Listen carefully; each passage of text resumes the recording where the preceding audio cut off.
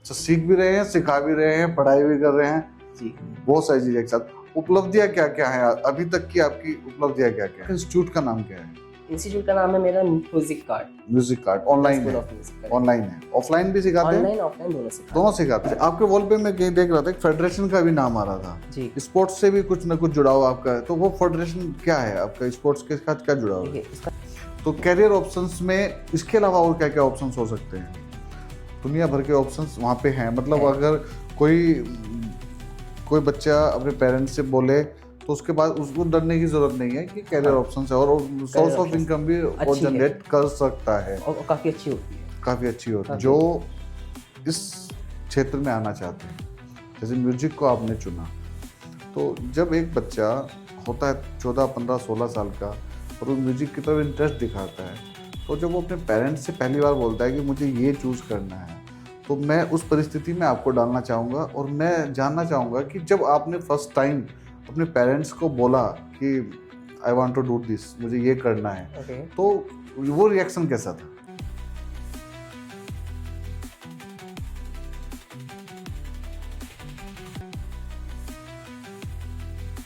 नमस्ते भारत, आप सभी दर्शकों का पुनः स्वागत है आपके अपने YouTube चैनल संवाद की पॉडकास्ट सीरीज संवाद विद दीपक पवार में।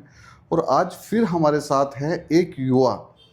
जब मैं युवा की बात करता हूं तो मैं बात करता हूं 18-19 साल के उस बच्चे की, जो अपने करियर के पीक पे, जहां आपको चूज करना है, करियर ऑप्शंस लेने हैं, कॉलेज लेना है, वहां देश विदेश के साथ एक प्रतिभा को लेते हुए एक छोटे से शहर हरिद्वार से निकलता है, प्रतिभा को लेके आगे बढ़ता है और भी युवाओं के लिए एक प्रेरणा का विस्फोट बन जाता है।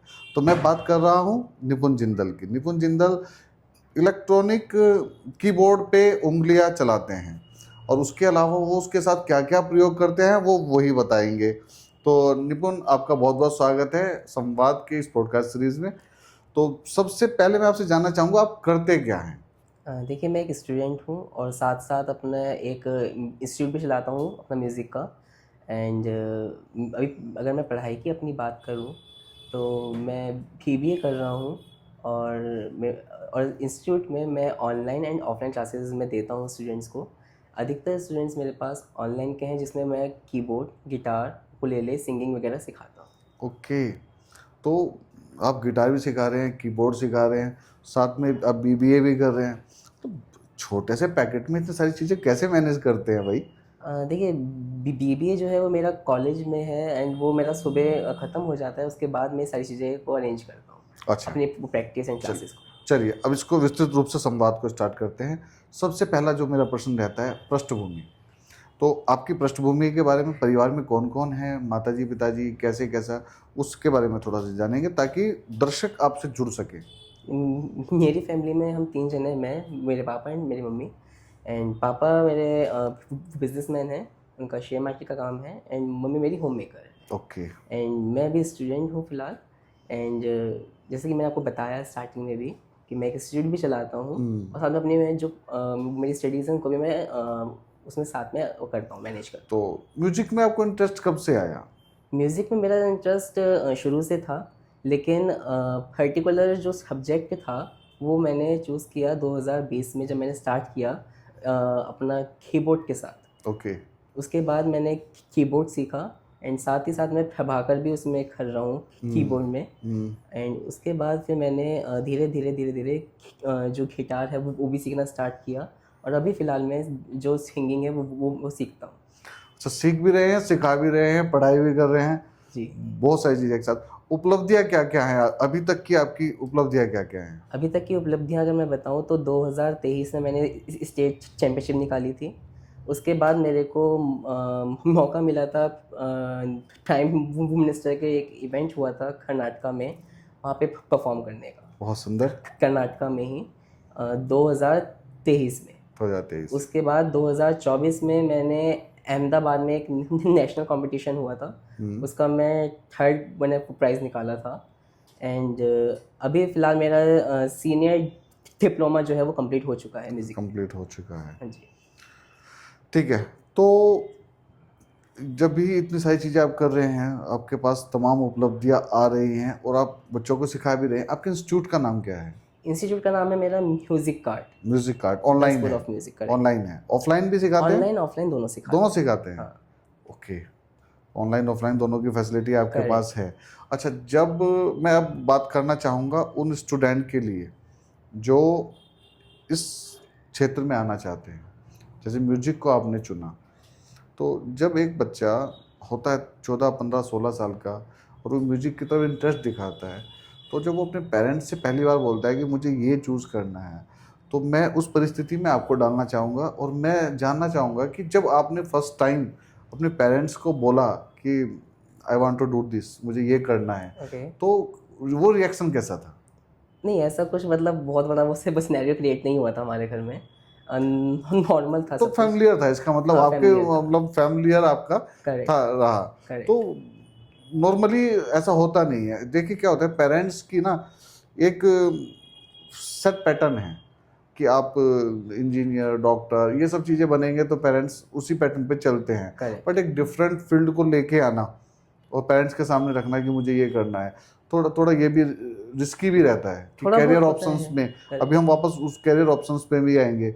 मैं बहुत सारी तमाम चीज़ें आपसे जानना चाहूँगा, क्योंकि जब हम आपसे बात कर रहे हैं तो आप वो चीज़ें कर चुके हैं, तो हम बात कर रहे हैं उस जनरेशन के लिए जो अभी करने वाली है, जो अभी सोचेगी। तो मैं चाहूँगा कि कोई एक बच्चा आपका पॉडकास्ट उठाए और अपने पेरेंट्स को बोले, देखो निपुण जिंदल ने किया है, ये सब चीज़ें की हैं, उसने बीबीए के साथ अपनी एजुकेशन के साथ म्यूज़िक को भी लेके चला है, तो if he can do it I can also do it. तो वो एक थिंक के साथ हम आगे बढ़ेंगे। तो मैं यही जानना चाहता हूँ, आप कैरियर ऑप्शन कैसे देखते हैं इसमें, आगे का क्या सोचा है आपने? करियर ऑप्शन में मैंने इसको म्यूज़िक को ही रखा है फर्स्ट प्रायोरिटी, और म्यूज़िक में ही मेरे को करना है। जैसे कि मैं साथ में आपको एक चीज़ और बताना चाहूँगा, मैंने अभी 2025 में जून में एक और अवार्ड लिया था जिसका नाम है इंडिया बुक ऑफ रिकॉर्ड, जो कि मैंने इलेक्ट्रॉनिक कीबोर्ड पे ही लिया था। अच्छा, आपके वॉल पे मैं कहीं देख रहा था एक फेडरेशन का भी नाम आ रहा था, जी, स्पोर्ट्स से भी कुछ ना कुछ जुड़ाव आपका है, तो वो फेडरेशन क्या है आपका, स्पोर्ट्स के साथ क्या जुड़ाव है? देखिए उसका नाम है sports and cultural federation, okay. जो कि 2019 से ये है, फेडरेशन चल रही है। इसमें पहले चेस का था और अब साथ में इसमें जो म्यूज़िक है वो भी चेस के साथ आपने म्यूजिक को भी म्यूज़िक भी इसमें ऐड ऑन हुआ है। ऐड कर दिया है। हाँ, उसमें हमने जो 2019 से जब ये चल रही है, तो अब तक इस फेडरेशन ने टोटल 13 वो हो चुके हैं, इसमें कंपटीशन इसमें करवाए गए हैं जो कि चेस के थे। और साथ ही साथ हमने जब कोरोना का वो आया था, पीरियड आया था, इस पीरियड में लोगों को फ्री में जो चेस की जो वो होती है, कोचिंग होती है, वो भी हमने दी थी। अच्छा, फ्री ऑफ कॉस्ट आपने फ्री ऑफ कोचिंग कॉस्ट दी? कोचिंग दी थी ओके। जब कोरोना था 2020 और 2021 में। उससे पहले मतलब चार्जेस थे, लेकिन तब फिर फ्री कर दिया, और उसके बाद फिर अब दोबारा से चार्जेस लेते हैं। अच्छा, वो मतलब उस एक पर्टिकुलर टाइम पीरियड के लिए आपने उसको फ्री ऑफ कॉस्ट फ्री किया? ऑफ कॉस्ट किया था। तो वो चेस भी आप ही सिखाते हैं? नहीं, वो जो मेरे पापा हैं वो सिखाते अच्छा, आपके फादर सिखाते हैं। ओके। तो उसके अलावा और फेडरेशन के क्या क्या? हैं। इसमें फेडरेशन का ये उद्देश्य है कि जो प्रतिभाएं हैं जो बाहर नहीं आ पा रही हैं, उनको हम बाहर लेके आते हैं। इसलिए हम ये जो कंपटीशन हम करवा रहे हैं, फ्यूजन फ्रेट, ये भी इसलिए करवा रहे हैं कि ताकि जो और लोग हैं वो बाहर आएँ, अपना जो उनके अंदर जो टैलेंट है वो बाहर निकले। इसलिए हमने इस कंपटीशन की कोई भी फीस नहीं रखी है, ये फ्री ऑफ कॉस्ट रखा है हमने कंपटीशन, कि ताकि लोग आएँ, पार्टिसिपेट करें, और जो लोग हैं उनको पता चले कि हरिद्वार में ऐसी भी जो प्रतिभाएं हैं वो हैं इस बारे में। बहुत सुंदर। तो यही है, क्योंकि क्या है, इस तरह के आयोजन होने से यही एक लाभ होता है, क्योंकि जब हम फीस रखते हैं तो कई बार लोग नहीं आ पाते फीस को लेके। तो ये आपका एक अच्छा डिसीजन है कि आपने इस पे कोई चार्जेस नहीं रखे हुए हैं। करेक्ट, क्योंकि बहुत से लोग ना फीस वो नहीं दे पाते हैं, क्योंकि उनको फीस बहुत ज़्यादा लगती है। 500-1000 रुपये भी उनको लगता है कि बहुत ज़्यादा है, हम नहीं दे पाएंगे। तो इसलिए ये फ्री ऑफ कॉस्ट रखा। ओके। एजुकेशन? हाँ, एजुकेशन की अगर मैं बात करूँ तो एजुकेशन में मेरा BA चल रहा है म्यूज़िक में, एंड साथ ही साथ मेरा BBA चल रहा है। जो BBA है वो ऑनलाइन है, एंड BA भी चल रहा है, BBA भी चल रहा है? हाँ, तो BA म्यूजिक में चल रहा है? BA म्यूज़िक में चल रहा है। ओके एंड जो BBA है वो भी चल रहा है साथ साथ। ओके एंड मेरा वो चल रहा है, प्रभाकर चल रहा है कीबोर्ड में एंड गिटार में। और साथ ही साथ एक कोर्स और होता है जो कि जिसका नाम है रॉक स्कूल, एक कॉलेज है, एक प्रॉपर यूनिवर्सिटी है, उसका मैं कोर्स कर रहा हूँ कीबोर्ड में, जिसकी मैं प्रैक्टिस करता हूँ कीज़ ग्रेड 5 की। उसमें टोटल एग्ज़ाम्स होते हैं, कीज़ ग्रेड 8 तक के एग्ज़ाम्स होते हैं। मैं भी जो 5 के एग्ज़ाम की प्रैक्टिस कर रहा हूँ। ओके। हमने बात की आपके सिखाने से, आप ऑनलाइन सिखाते हैं। एक चीज़ हमने मिस कर दिया, वो मैं जानना चाहूँगा, आपने जब सीखा था तो आपने ऑनलाइन सीखा था या आपने ऑफलाइन सीखा था? मैंने जो सीखा था जब आपने स्टार्ट किया था करेक्ट, जब मैंने सीखा था वो मैंने सीखा था ऑफलाइन सीखा था, हरिद्वार में ही? हरिद्वार में सीखा था। तो वो किसे सीखा था? आपके गुरुजी कौन थे? मेरे जो गुरु थे वो थे राहुल अरोड़ा सर, जो कि स्ट्रिंग म्यूज़िक बुकेयरम का इंस्टीट्यूट चलाते हैं। ओके हाँ जी, वहाँ पे मैंने उनसे कीबोर्ड एंड जो गिटार है वो सीखा। और अभी मैं फ़िलहाल सिंगिंग सीखता हूँ डॉक्टर श्वेता चरण मैम से, ओके जो कि महिला विद्यालय में वो हैं, प्रोफेसर हैं। प्रोफेसर हैं। हाँ, तो कैरियर ऑप्शंस में इसके अलावा और क्या क्या ऑप्शंस हो सकते हैं?